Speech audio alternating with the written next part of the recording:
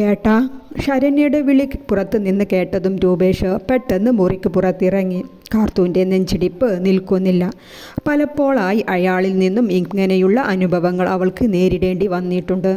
ഒരു കുടുംബ വഴക്ക് വേണ്ട എന്ന് കരുതി കാർത്തു ആരെയും അറിയിക്കാതെ നടക്കുകയാണ്. ഏട്ടൻ ഇവിടെ ഉണ്ടായിരുന്നെങ്കിൽ. അവളുടെ കണ്ണുകൾ നിറഞ്ഞൊഴുകി. ദുർഗ കാശിയുടെ റൂമിലേക്ക് വന്നതാണ്. കൂടെ നേഴ്സുമുണ്ട്. അവൾ മയങ്ങിക്കിടക്കുന്ന കാശിയുടെ അടുത്തേക്ക് വന്നതും കാശി പെട്ടെന്ന് അവളെ കൈകളിൽ പിടുത്തമിട്ടു. വിടൂ കാശിനാഥ്, അവൾ മെല്ലെ പറഞ്ഞു. കാശി ഞെട്ടലോടെയും ഭയത്തോടെയും ചുറ്റും നോക്കുന്നുണ്ട്. അവൻ്റെ കണ്ണുകൾ ചുവന്ന് കലങ്ങിയിരുന്നു. ദുർഗയെ സൂക്ഷിച്ചു നോക്കിക്കൊണ്ട് അവൻ കിടന്നു. അതിനോടൊപ്പം അവൻ്റെ കൈ ദുർഗയുടെ കൈത്തണ്ടയിൽ മുറുകുന്നുണ്ട്. It's okay Kashinath, relax relax. അവൾ അവനെ സ്വബോധത്തിൽ കൊണ്ടുവരാൻ ശ്രമിച്ചു കൊണ്ടിരിക്കുകയാണ്. അയ്യോ ഡോക്ടർ, ഞാൻ ഷാൾ ഡോക്ടറെ വിളിക്കട്ടെ, നേഴ്സ് പറഞ്ഞുകൊണ്ട് റൂമിന് പുറത്തേക്ക് വേഗത്തിൽ പോകാൻ നിന്നതും. വേണ്ട, നിങ്ങൾ പോകൂ, ഞാൻ ഇത് ഹാൻഡിൽ ചെയ്തോളാം, ദുർഗ പറഞ്ഞുകൊണ്ട് അവൻ്റെ കൈകളെ മെല്ലെ അയച്ചു. എന്നെ അറിയോ മിസ്റ്റർ കാശിനാഥിന്? ഞാൻ ഡോക്ടർ ദുർഗ. അവൾ കൈ കെട്ടി അല്പം അകലെ നിന്നുകൊണ്ട് ചോദിച്ചു. കാശി അവളെ സൂക്ഷിച്ചു നോക്കി.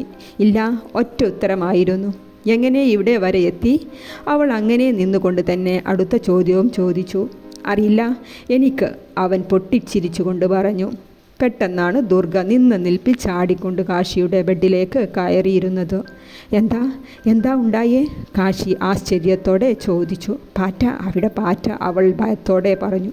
കാശിയുടെ കണ്ണുകൾ അല്പനേരം അവളിൽ തന്നെ ഉടക്കി നിന്നു. പിന്നെ ഒരു പൊട്ടിച്ചിരിയായിരുന്നു.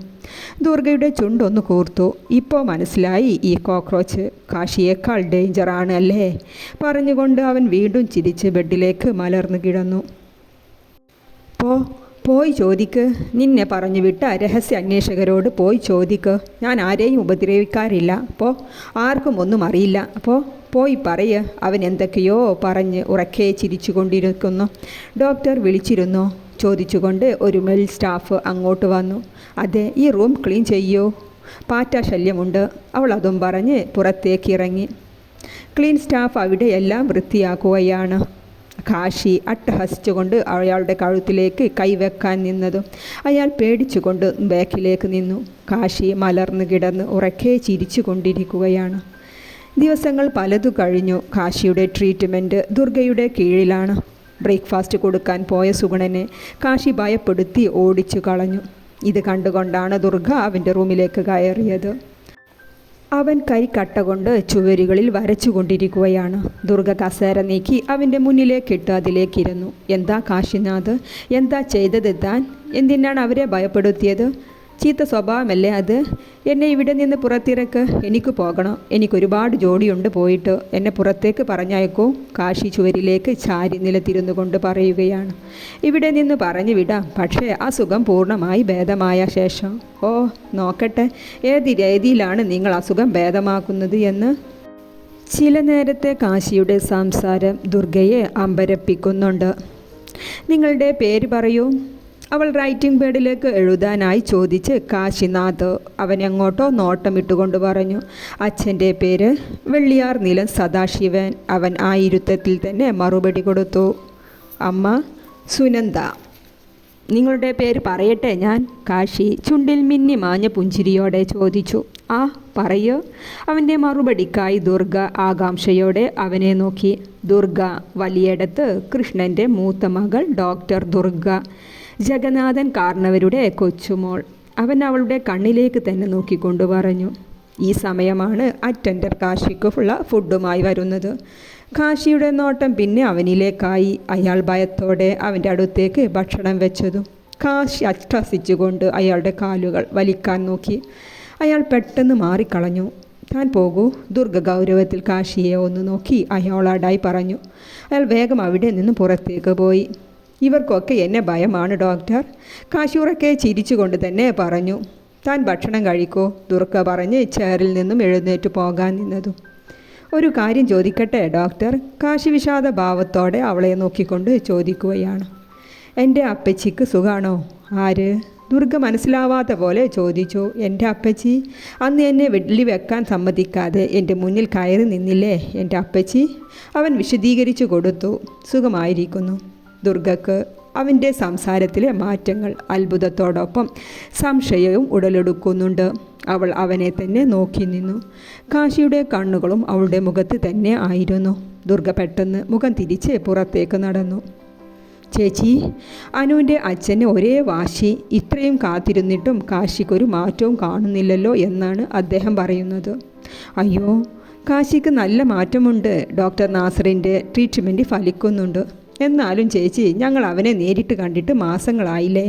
ഞാനും മോളും കൂടെ നാളെ ഒന്ന് ഹോസ്പിറ്റലിൽ പോയി കണ്ടാലോ എന്ന് ആലോചിക്കുകയായിരുന്നു. ചേച്ചിക്കൊന്നും തോന്നരുത്. അസുഖത്തിന് ഇനിയും കുറവൊന്നും കണ്ടില്ലെങ്കിൽ ഈ ബന്ധത്തിൽ ഞങ്ങൾക്ക് താല്പര്യമില്ല കേട്ടോ.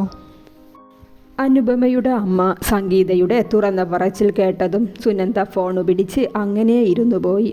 എന്തേ ഏട്ടത്തി, ആരാ വിളിച്ചത്? മഹാദേവൻ അങ്ങോട്ട് വന്നുകൊണ്ട് ചോദിച്ചു. കാശിയുടെ പെണ്ണിൻ്റെ വീട്ടിൽ നിന്നാണ്. അവർ സംസാരത്തിൽ നമ്മളുമായുള്ള ബന്ധത്തിന് താല്പര്യക്കുറവുള്ള പോലെ. എൻ്റെ കുട്ടി അസുഖം മാറി വരുമ്പോൾ ഞാൻ എന്തു പറയും ദേവ? അവനും സ്വപ്നം കണ്ടിട്ടുണ്ടാവില്ലേ ആ കുട്ടിയുമായുള്ള ജീവിതം?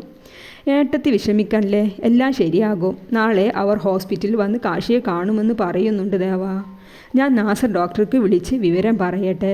സുനന്ദ നാസർ ഡോക്ടറുടെ നമ്പറിലേക്ക് കോൾ ചെയ്യുകയാണ്. മഹാദേവൻ്റെ മുഖത്ത് എന്തോ നിഗൂഢതയുണ്ട്. അയാൾ ഫോണും ചെവിയിൽ വെച്ച് പുറത്തേക്ക് ഇറങ്ങി. ഈ ടെസ്റ്റെല്ലാം ചെയ്യണം. അത് ഡോക്ടർ കഴിഞ്ഞ മാസം ഈ ടെസ്റ്റെല്ലാം ചെയ്തതാണ്. ഡോക്ടർ ഷാഹുൽ തങ്ങളുടെ ഭാഗം ക്ലിയർ ആക്കുകയാണ്. കാശ്നാഥിന് എല്ലാം ഓർമ്മയുണ്ട്. പിന്നെ എങ്ങനെ ഈ ടെസ്റ്റെല്ലാം ഇങ്ങനെ കാണിക്കുന്നത്? ദുർഗ സംശയത്തോടെ ഡോക്ടർ ഷാഹുലിനെയും നേഴ്സിനെയും നോക്കി. ഡോക്ടർ ദുർഗ, അയാളുടെ വീട്ടിൽ നിന്ന് കാണാൻ വരുമ്പോഴെല്ലാം അയാൾ പാനിക് ആകാറുണ്ട്. ദുർഗ എന്തോ ചിന്തയിലാണ്. ഷാഹുലിൻ്റെ മറുപടിയിൽ തൃപ്തി വരാത്ത പോലെ അവൾ ടെസ്റ്റിനുള്ളത് എഴുതി നേഴ്സിനെ ഏൽപ്പിച്ചു. ആ ഭ്രാന്തനെ കൊണ്ട് തോറ്റു. ഇന്ന് മുഴുവൻ ബെല്ലടിച്ച് ചീറിപ്പൊളിക്കുവാണ്. അതിൻ്റെ വായിൽ വല്ലതും കുത്തി കയറ്റ് സുഗുണ. മധ്യവയസ്കയായ നേഴ്സ് ദേഷ്യത്തോടെ പറയുകയാണ്. ഇത് കേട്ടുകൊണ്ടാണ് ദുർഗ അങ്ങോട്ട് വരുന്നത്. ആരെക്കുറിച്ചാണ് നിങ്ങൾ ഇങ്ങനെ പറയുന്നത്? ഓ, ആ ഭ്രാന്തൻ കാശിനാഥിനെ തന്നെ. അത് വന്നതിൽ ശേഷം മനുഷ്യനൊരു റെസ്റ്റും കിട്ടിയിട്ടില്ല. അവർ പിറുപിറുത്തുകൊണ്ടിരിക്കുകയാണ്. എന്നെ അഴിച്ചു വിടൂ, എനിക്ക് പോകണം. അഴിച്ചു വിടാൻ കാശിയുടെ അലമുറ പുറത്ത് കേൾക്കുന്നുണ്ട്. കൂടെ കോളിംഗ് ബെല്ലിൻ്റെ സൗണ്ടും. കാശിയുടെ 2 കാലും 1 കൈയും ചങ്ങലിൽ ബന്ധിച്ചിട്ടുണ്ട്. ഇന്നലെ ആൾ പാനിക്കായിരുന്നു. ദുർഗ നേഴ്സിൻ്റെ കൂടെ റൂമിലേക്ക് കയറിയതും തലയണ കൊണ്ടുള്ള എയറാണ് ഇരുവർക്കും കിട്ടിയത്. എല്ലാവരും എൻ്റെ ശത്രുക്കളാണ്. എന്നെ എന്തിനാ ചങ്ങലിൽ കെട്ടിയേ? എനിക്ക് ഭ്രാന്തില്ല എനിക്ക്. അവൻ കട്ടിലിൽ എഴുന്നേറ്റിരുന്നു കൊണ്ട് ചുറ്റും വെപ്രാളത്തോടെ നോക്കി ഉറക്കെ പറയുകയാണ്. നിങ്ങൾക്ക് എന്താ വേണ്ടത് ഇപ്പോൾ? ദുർഗാവിൻ്റെ അടുത്തേക്ക് അല്പം നീങ്ങി നിന്നുകൊണ്ട് ചോദിച്ചു. എനിക്ക് ഇവിടുന്ന് പുറത്തിറങ്ങണം. എനിക്ക് ഭ്രാന്തില്ല ഡോക്ടർ. എന്നെ വെറുതെ ഇവിടെ കിടത്തിയതാ. എനിക്ക് പുറത്തിറങ്ങണം. എല്ലാവരെയും കാണണം. പ്ലീസ് ഡോക്ടർ, എന്നെ അഴിച്ചു വിടൂ. അവൻ ദയനീയതയോടെ അവളെ നോക്കി പറഞ്ഞു. പുറത്തു പോണോ? ദുർഗയുടെ ചോദ്യത്തിൽ അവൻ അവളെ ഉറ്റുനോക്കി.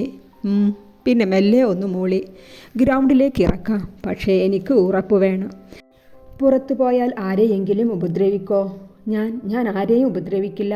നോക്ക് ഇവരൊക്കെയാണ് എന്നെ ഉപദ്രവിക്കണേ. നോക്ക് എൻ്റെ കയ്യിൽ നോക്ക്, കാല് നോക്ക്. അവൻ കൊച്ചുകുട്ടികളെ പോലെ ചങ്ങല കൊണ്ട് ബന്ധിച്ച കൈകാലുകൾ കാണിച്ചുകൊണ്ട് വിതുമ്പിക്കൊണ്ട് പറയുകയാണ്.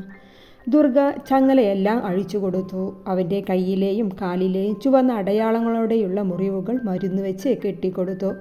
അനുസരണയോടെ കാശി എല്ലാറ്റിനും നിന്നു കൊടുത്തു. അവൻ്റെ കണ്ണുകൾ അവളിൽ തന്നെയാണ്. അവൻ മെല്ലെ കട്ടിലിൽ നിന്നും താഴേക്കിറങ്ങി. തറയിലെ തണുപ്പ് ആ കാലിലൂടെ കയറിപ്പോകുന്നത് അവൻ അറിയുന്നുണ്ടായിരുന്നു. റൂമിൽ നിന്ന് പുറത്തേക്ക് ഇറങ്ങിയ കാശിയെ കണ്ടതും സ്റ്റാഫും നഴ്സുമാരും ഭയത്തോടെ നോക്കി നിന്നുപോയി.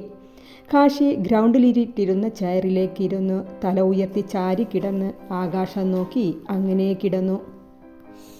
ഡോക്ടർ ദുർഗ, നിങ്ങൾ എന്ത് വിഡ്ഢിത്തമാണ് ഇന്നലെ ചെയ്തത്? എന്ത് ധൈര്യത്തിലാണ് ആ കാശിനാഥിനെ പുറത്തിറക്കിയത്?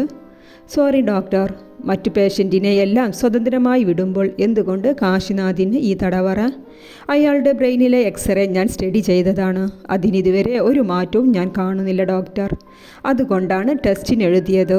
ഡോക്ടർ ദുർഗ, നിങ്ങൾ പറയുന്നത് എനിക്ക് മനസ്സിലാകുന്നുണ്ട്. പക്ഷേ അയാൾ വയലൻ്റ് ആയാൽ കൺട്രോളാകാൻ ബുദ്ധിമുട്ടാണ്. 2 തവണ സ്വന്തം കസിനെ രൂപേഷിനെ കൊല്ലാൻ ശ്രമിച്ചതാണ്. ഫ്ലുവൻസിയെയും പല തവണ ഉപദ്രവിച്ചിട്ടുണ്ട്.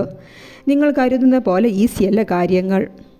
ദുർഗയ്ക്ക് കാശിയിലുള്ള ഓവർ കോൺഫിഡൻറ്റ് ഡോക്ടർ നാസറിനെ ഇഷ്ടപ്പെടുന്നില്ല. അയാൾ ഗൗരവത്തിലും സ്ട്രിക്റ്റിലും മറുപടി കൊടുക്കുകയാണ്. സാർ, ഇന്നലെ അദ്ദേഹത്തെ ഗ്രൗണ്ടിൽ വിട്ട് ഇറക്കിയപ്പോൾ എത്ര കൂളായിരുന്നു. മൃഗത്തിന് പോലും ഇങ്ങനെ തടവറയിലാക്കിയാൽ ഭ്രാന്ത് പിടിക്കും. പിന്നെയാണ് മനുഷ്യന്. എൻ്റെ പേഷ്യൻറ്റിൽ എനിക്ക് വിശ്വാസമുണ്ട് ഡോക്ടർ. ഡോക്ടർ നാസറിൻ്റെ വായ അടപ്പിക്കുന്ന രീതിയിലായിരുന്നു ദുർഗയുടെ സംസാരം. നാളെ കാശിനാഥിൻ്റെ ഫാമിലി അദ്ദേഹത്തെ കാണാൻ വരുന്നുണ്ട്. അയാൾ പാനിക്കാകാതെ നോക്കണം. Okay doctor. ഡോക്ടർ ഷാഹുലും ദുർഗയും അവിടെ നിന്ന് എഴുന്നേറ്റ് പോയി. ഡോക്ടർ നാസർ ചിന്തയിലാണ്. രാത്രി കാശി നല്ല ഉറക്കത്തിലാണ്. ഈ സമയമാണ് അവൻ്റെ റൂമിലേക്ക് കറുത്ത ഷൂസും വെള്ള പാൻറ്റും ധരിച്ച ഒരുവൻ കയറി വരുന്നത്. അയാൾ ഓവർഡോസ് മരുന്ന് നിറച്ച ഇഞ്ചക്ഷൻ അവൻ്റെ ഗ്ലൂക്കോസ് സ്ട്രിപ്പിലേക്ക് കുത്തിവെച്ചു. ആ മാരകമായ മരുന്ന് അവൻ്റെ ബ്രെയിനിനെ തളർത്താനുള്ളതായിരുന്നു. അത് അവൻ്റെ ഞരമ്പിലേക്ക് കയറി തുടങ്ങി.